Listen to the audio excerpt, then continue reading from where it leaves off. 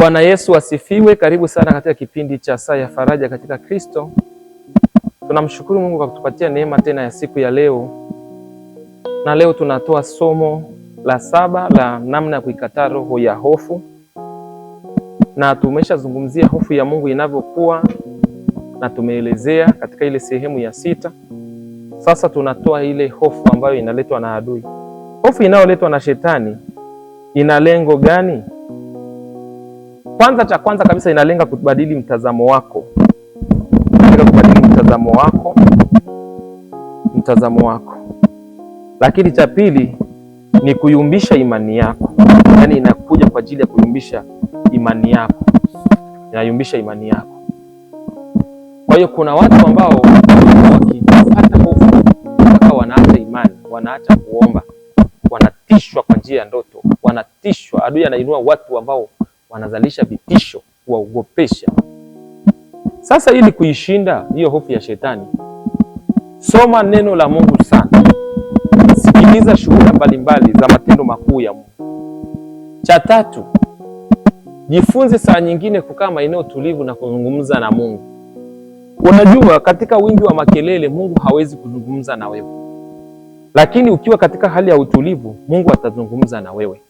Lakini soma maneno ya ushindi mara kwa mara. Katika Biblia kuna neno hofu Mungu amelitumia sana, kwamba usiogope, usiogope, usiogope, usiogope. Alijua kuna hofu nyingi ambazo zinakuja kuwatoa watu kwenye mwelekeo wao wa kiimani. Shetani anasukuma hii silaha sana kwa watu.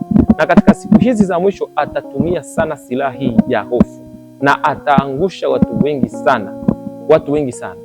Kwanza utakuta umeshachukua hatua ambazo hazitokani na uongozi wa Roho Mtakatifu, kwa sababu kuna hofu nyingine inampa mtu kufanya maamuzi chini ya uongozi wa Roho Mtakatifu, ambayo ni hii hofu ya shetani. Lakini kuna hofu nyingine ambayo ni hofu ya kujaribu mambo. Hii hofu ya shetani pia anakuingizia kushindwa kujaribu mambo. Yaani unaogopa kwamba nikifanya biashara hii nitafilisika, kwamba nikifanya kitu hiki sitafanikiwa, mbona fulani alishafanya asifanikiwe. Mungu hayupo hivyo. Kila mtu ana pakeji yake. Jifunze kuikataa hiyo hofu ya shetani. Jifunze kuikataa, jifunze kuikemea. Soma neno la Mungu, soma vitabu mbalimbali vya watumishi wengine waliotangulia ili ukue rohoni.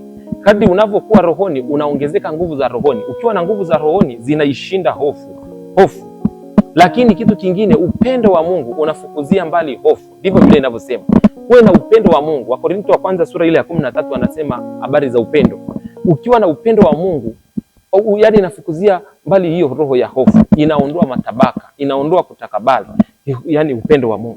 Lakini kitu kingine, jitahidi kabisa kuomba Mungu akuinulie watu sahihi katika maisha yako ya kila siku. Kwa sababu kuna watu ukiwakutana kwenye maisha yao wanakuwa ni faraja katika maisha yako. Kuna sehemu kweli Roho Mtakatifu anatumika kama fariji watu. Lakini kuna hatari kubwa sana kama unatangamana na watu ambao sio sahihi. Wale watu pia adui anaweza akawatumia vinywa vyao kama mlango pia wa kupandikiza hofu ndani ya maisha yako. Omba Mungu akukutanishe na watu, hasa katika kipindi hichi cha mwanzoni mwa mwaka. Omba ukutanishwe na watu sahihi. Lakini omba Mungu akusimamishe mahali sahihi.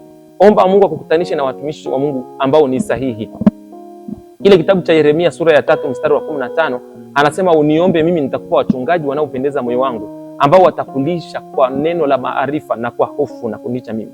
Sasa pia kuna maeneo mengine watu wanasali, wanaenda kupandikizwa hofu. Yaani wanaenda kwenye majengo ya ibada ambao wanapandikizwa hofu, wanapandikizwa chuki, hawapandikizwi upendo.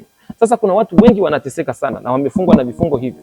Kumbe ni kwa sababu hata ya mahali yanapoabudu pia hakuna neno la kufariji, hakuna neno la kutia moyo, hakuna neno la kutegemeza. Kumejaa maneno ya chuki, maneno ya kupandikiza hofu, maneno ya vijembe, maneno ya kusemana. Sasa mambo hayo, na kuna watu wengine wanatishwa. Yaani kuna baadhi ya makanisa mengine pia yanalinda watu. Yaani hata akisikia mshirika amekwenda kwenye mkutano fulani wa injili mahali, basi anakasirika, anakuwa chatu, anaanza kutamka maneno magumu, maneno ya kumtisha, maneno ya vitisho mengi. Sasa kuna sehemu nyingine sisi kama viongozi tunachukua mno nafasi ya Roho Mtakatifu. Warumi 8:16 inaeleza kwamba Roho mwenyewe hushuhudia ndani ya nafsi ya mtu. Ni kweli wewe ni mtu unayemchunga huyo mtu, lakini sio wewe uliyemuokoa wala hujamfia msalabani. Omba neema ya kumrejesha kwa upendo. Mtu akiafilika, mrejeshe kwa upendo, usimtishe, usiachilie maneno ya hofu na vitisho. Kwa hiyo kuna watu wengi sana wamehama kwenye nyumba za ibada kwa sababu ya mambo haya ya hofu ya kutishiwa. Yaani inakuwa kama vile watu wanamilikiwa na watu na hawamilikiwi na Mungu tena. Roho hizo pia zimekuwa zikilitesa sana kanisa maeneo mengi na manchi mbalimbali. Kwa hiyo tuombe Mungu sasa atuinulie watu sahihi wa kututunza kiroho na kimwili. Atuinulie watu ambao ni sahihi wa kutulisha pia mafundisho sahihi ya neno la Mungu. Sio wale watu ambao wanalisha watu kwa maslahi fulani, hapana. Ainue watu kweli ambao ni watumishi wa kweli wa Mungu, ambao watawalisha wale watu pia kwa roho ya upendo, watawalisha kwa maarifa. Hata katika kukemea na kuwarejeza, basi watatumia hiyo nafasi kuwarejesha katika hali ya upendo na sio ya vitisho na kuwaingizia hofu. Kuna wakati mwingine shetani anaweza kutumia hata watu wa madhabahuni kwa ajili ya kupandikiza hofu ndani yako. Na ukitaka kujua shetani anaweza kumtumia mtumishi, aliwahi kumtumia mwanafunzi mpendwa sana wa Yesu ambaye anaitwa Petro. Na unaona Yesu anamwambia Petro, rudi nyuma yangu shetani. Sasa shetani alikuwa ndani ya Petro, japo ni mwanafunzi wa Yesu, tena anayempenda kabisa. Lakini kuna wakati alimvaa. Kwa hiyo huenda hata wakati mwingine kiongozi wa kiroho anaweza akavaliwa na akatumiwa na shetani bila yeye kujua, na akawa mlango kupandikiza hofu. Saa nyingine wazazi wako wanaweza wakawa mlango kukupandikizia hofu. Usipochunga vizuri, saa nyingine marafiki zako wa karibu wanakuwa mlango kukupandikizia hofu. Lakini ni shetani anawavaa ili kufanya hivyo. Kwa hiyo chunga sana simu yako ya mkononi. Chunga sana magrupu ambayo unayo kwenye simu yako. Taarifa ambazo unaziona kila siku zinakuingizia hofu au zinakuingizia ujasiri. Unapokaa kwenye na watu ambao wanasema habari za Yesu, wanasema neno la Mungu, wanasema maneno ya uzima. Kaa na watu ambao pia wana malengo mazuri ya maisha, wanakuonyesha maisha yalivyo, njia gani mtapitia muweze kufikia maisha mazuri. Hizo hali za hofu hizo zitapotea. Marafiki za watoto wako ni marafiki wa namna gani? Marafiki zako ambao unatangamana nao wakoje? Ni vitu gani unapenda kusikiliza mara kwa mara? Kila nyimbo unayosikiliza imebeba roho ndani yake. Hiyo roho inaangusha hofu. Hiyo hofu ni nzuri, ni ile ya Mungu inayopelekea mtu kutubu, au hiyo hofu ni mbaya, ni ile ambayo inapelekea mtu kujiua? Kuna watu wamekutana na hofu. Kuna wengine wameenda kupima hospitali, wamepewa taarifa za magonjwa ambayo ni za uongo, wameenda kujiua kwa sababu ya hofu. Shetani amekuwa anatumia madaktari, anatumia manesi kupandikiza roho za hofu hata kwa wagonjwa. Kwa hiyo unapoenda hospitali hata kuombea wagonjwa, kama wewe ni mtumishi wa Mungu, hebu vunja na roho ya hofu, kwa sababu kuna magonjwa mengine watu wanapandikizwa hata hawana hayo magonjwa, wanakufa. Shetani anatumia mlango, silaha ya hofu. Kingine kikubwa namna ya kuzuia hili tatizo, tuombe sana na kusoma kile kitabu cha Waefeso sura ya 6 kuanzia mstari wa 12 mpaka 18, kwamba tuvae zile silaha zote za Mungu ili kuweza kushindana katika siku za uovu. Na hata siku za uovu ni hizi za sasa, kushindana siku za uovu.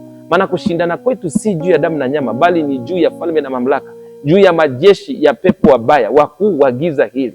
Na ameeleza pale kuna dirii ya haki kifuani, kuna ngao ya imani, kuna upanga wa Roho ambao neno la Mungu. Soma na kujaza neno la Mungu kwenye kibao cha kwenye akiba ya moyoni mwako.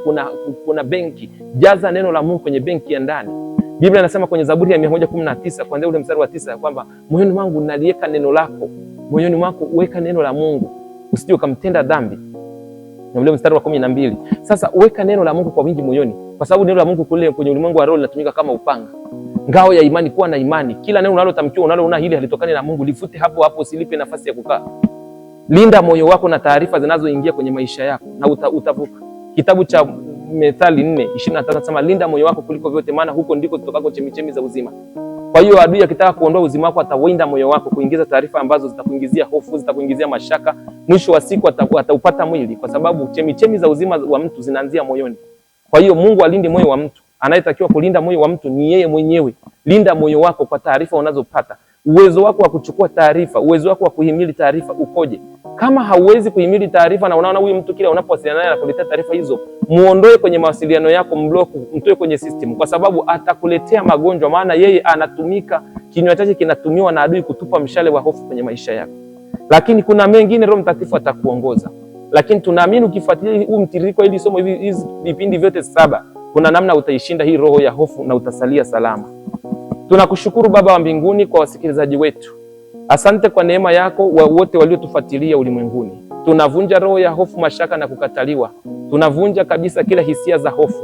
Kwa damu ya Yesu tunatangaza ujasiri, nguvu, kibali, kuinuliwa na kutiwa nguvu. Tunaomba Bwana wale ambao hawajakupokea wape kusema ndio kwako, ili waweze kukupokea uwe Bwana na Mwokozi wa maisha yako, na uwaokoe kote waliko ulimwenguni. Basi kama haujaokoka unaweza kurudia sala hii na Mungu atakuokoa sasa hivi. Sema: Bwana Yesu, naja mbele zako. Mimi ni mwenye dhambi. nisamehe dhambi zangu zote, futa jina langu kwenye kitabu cha mauti na uliandike kwenye kitabu cha uzima. Kuanzia sasa mimi ni wa kwako, niokoe. Amen. Mungu akubariki sana. Unaweza ukatutumia ujumbe mfupi wa ushuhuda wako, au kama una sadaka ya kusapoti kipindi hichi, basi tuma kwenye akaunti inayopita hapo. Hadi wakati mwingine, Mungu akubariki sana.